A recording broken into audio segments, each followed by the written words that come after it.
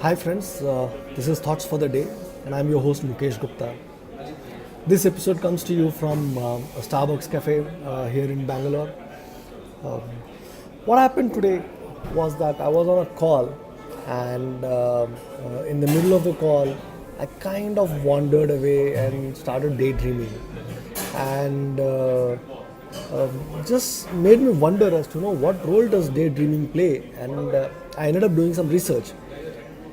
The research states that there are about every human being spends about 40% of their waking time actually doing daydreaming, which means that there has to be some significant um, value to daydreaming that we don't realize otherwise.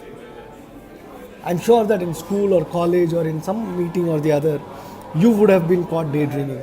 And the only response that we all know to daydreaming is that everyone thinks that it is not right.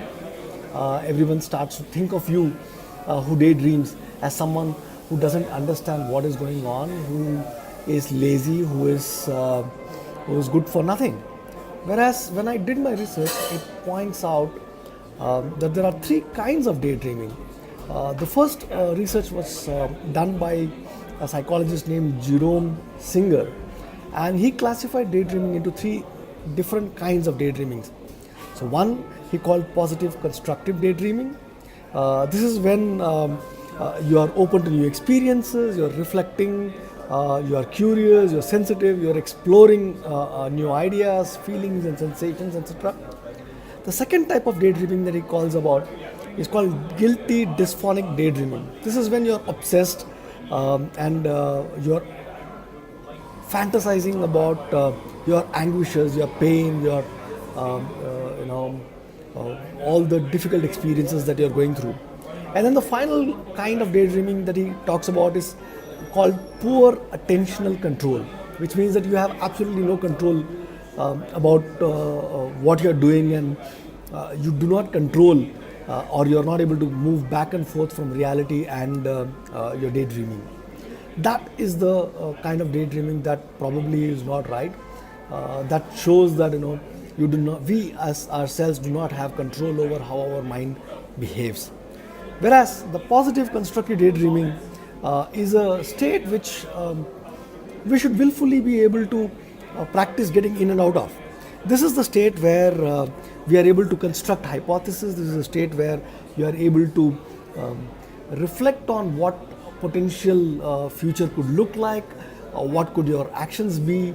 This is the state where you allow simmering of connections between various ideas to become and to come up with some really innovative and creative ideas. This is also the state where you allow yourselves to feel what someone else is feeling. This is the state where you are empathetic to yourself. This is the state where you actually are able to identify that you're bored and you would like to do something new. And this is also the state where you are able to visualize what potentially the future could hold for us. We all know the power of visualization, and this is only possible if you are able to get in and out of positive constructive daydreaming. It is very, very well known that Nikola Tesla, who was kind of the father of motors and a lot of inventions to his credit, he has written in his autobiography that he could actually see the entire functioning of a machine without actually making anything, purely in his mind. He could actually look at all the different combinations that make up the machine. What happens if you tweak a particular element, tweak a particular part of the machine, and how the machine would react, and all of that inside of his mind. We've all heard of Sherlock Holmes, I'm sure, at some point in time, and we are amazed at the ability that Sherlock has in order to be able to identify, number one, connections that obviously we miss, and two, things that should have been there but are not there, which we generally also miss. All of that possible because of his ability to do positive constructive daydreaming. He's able to construct entire scenes, entire dialogues, entire way things happen just through his imagination.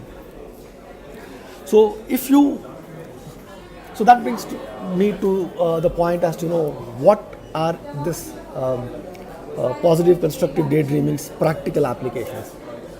So one of the things that I have realized that I do very subconsciously, but I want to cultivate this consciously, is there are times whenever I get stuck with a particular problem, I kind of allow the problem to simmer inside of my head and go out for a walk, or maybe go out, have some tea, talk to my friends, maybe even watch a comedy video on YouTube.